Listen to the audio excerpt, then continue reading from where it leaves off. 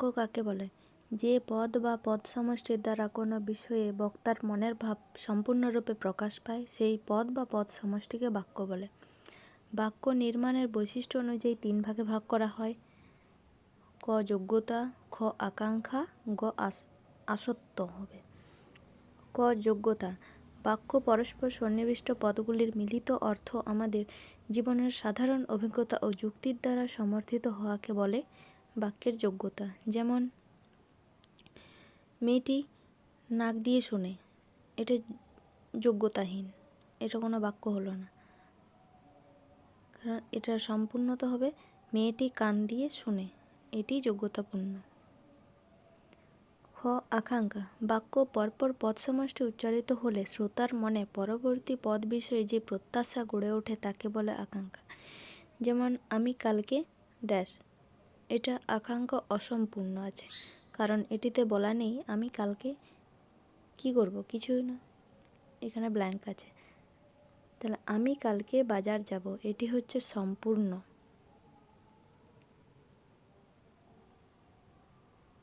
গ আসত্তি। বাক্যস্থিত পদ সমষ্টি সঠিকভাবে বাংলা পদক্রমকে অনুসরণ করে অর্থগত নৈকট্য গড়ে তোলাকে বলা হয় আসত্তি। যেমন স্কুলে মিলে গেল সবাই, এটা কোনো বাক্যই হলো না, এটা আসত্তিহীন। তাহলে এটা সঠিক হবে স্কুলে সবাই মিলে গেল, এটি আসত্তিপূর্ণ। আবার বাক্যকে 2 ভাগে ভাগ করা হয়, গঠন অনুসারে আর অর্থ অনুসারে। তো গঠন অনুসারে বাক্যকে আবার 4 ভাগে ভাগ করা হয়, সরল বাক্য, জটিল বাক্য, যৌগিক বাক্য এবং মিশ্র বাক্য।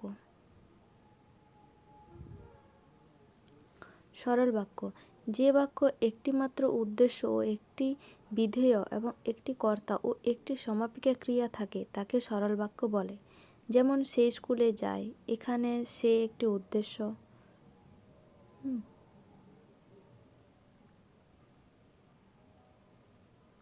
এখানে সমাপিকা ক্রিয়া কি আছে, যায়, তাহলে এখানে একটি উদ্দেশ্য আছে এবং একটি ক্রিয়া আছে। আর আরেকটি উদাহরণ, যেমন পূজা খাবার খাচ্ছে।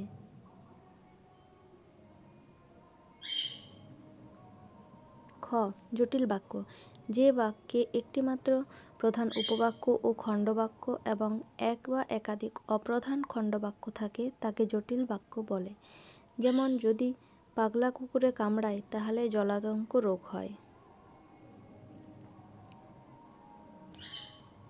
গ যৌগিক বাক্য।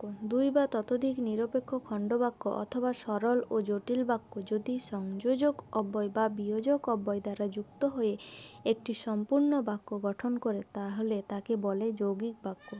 যেমন পত্রখানি পাঠ করলাম এবং তৎক্ষণাৎ বন্ধুকে ফেরত দিলাম।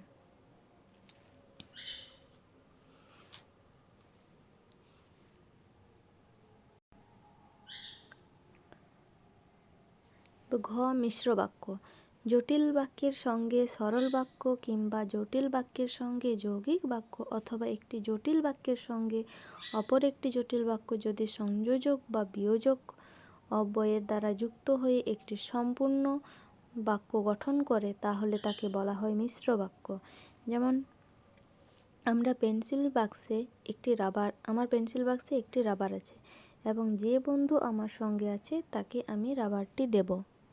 তাহলে এখানে বাক্সে একটি রাবার আছে, এটি সরল বাক্য। আর এদিকে আছে যে বন্ধু আমার সঙ্গে আছে তাকে আমি রাবারটি দেব, এটি জটিল বাক্য। এবং তাদের মাঝে আছে এবং, তাহলে এখানে সরল বাক্য আর জটিল বাক্য যুক্ত হয়ে এটি মিশ্র বাক্য তৈরি হয়েছে।